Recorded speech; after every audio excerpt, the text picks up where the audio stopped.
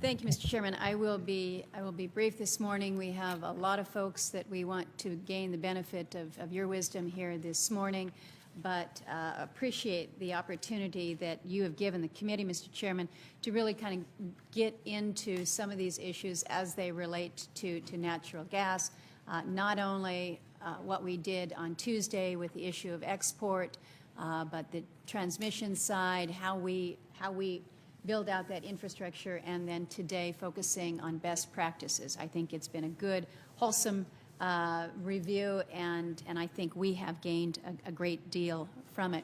We all recognize that the shale gas boom has been a game changer for this country.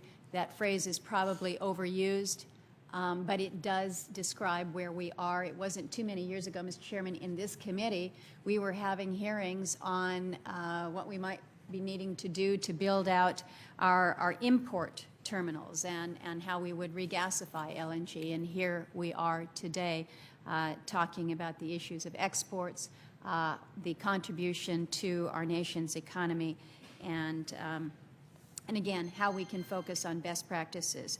And this has all come about because of the advances that we have seen in technology, specifically the combined use of horizontal drilling and hydraulic fracking, which has allowed us to safely and economically unlock vast natural gas supplies that are stored in shale formations around the country.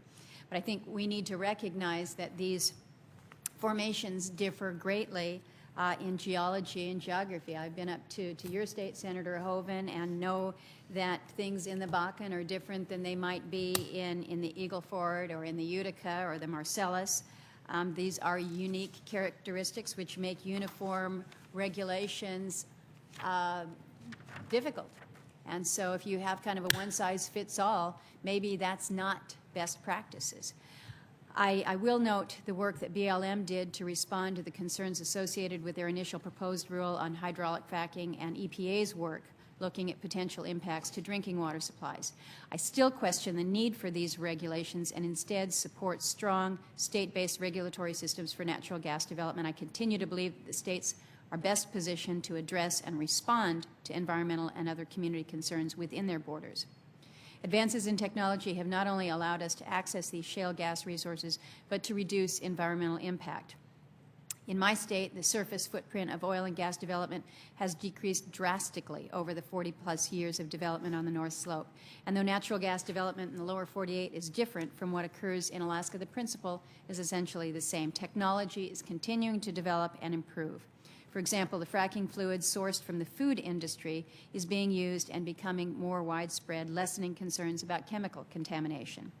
I do agree, Mr. Chairman, that we've got to be deliberative, we've got to be thoughtful in how we proceed in dealing with issues that impact our natural gas development. Efforts must be reasonable, based on sound science, and not duplicative or overly burdensome, particularly in our tough economic times. This resource is too important to our future economic development and energy security to move forward in any other way. Again, I look forward to the comments from those who have joined us on the panel here this morning and learning a little bit more about where we go with our best practices. Thank you.